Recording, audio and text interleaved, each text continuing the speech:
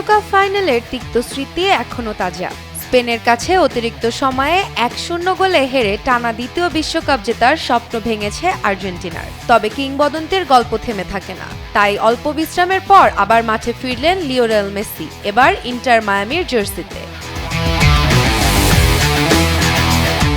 বিশ্বকাপ শেষে বাধ্যতামূলক বিশ্রাম নেওয়ার পর মেসিকে আবারও দলের অনুশীলনে দেখা যায়। কোচ গিয়েমো হোয়েস জানিয়েছে মেসিকে নিয়ে কোনো তাড়াহুড়ো করা হবে না। ব্যস্ত MLS ও লিগস কাপ সূচির কথা মাথায় রেখেই ধীরে ধীরে তাকে ফিরিয়ে আনা হচ্ছে। অবশেষে অপেক্ষার অবসান। কলম্বাস ক্রুর বিপক্ষে ম্যাচে দ্বিতীয়ার্ধে মাঠে নামেন আর্জেন্টাইন মহাতারকা। যদিও তার প্রত্যাবর্তন ম্যাচে ইন্টার মায়ামি জয় পায়নি। শেষ মুহূর্তে গোল হজম করে 2-2 ড্র করে দলটি। তবুও গ্যালারিতে ছিল উৎসবের আমেজ, কারণ মেসি আবারও মাঠে।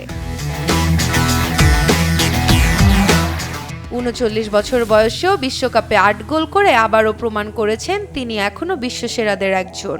এখন লক্ষ্য ইন্টার মায়ামিকে MLS ও লিগস কাপের সাফল্য এনে দেয়া। বিশ্বকাপের কষ্ট ভুলে নতুন মিশনে নেমেছেন ফুটবলের জাদুকর। এখন দেখার পালা ক্লাব ফুটবলেও তিনি আবার কতটা জাদু দেখাতে পারেন। শ্রাবণী ছন্দ, টেলিসান।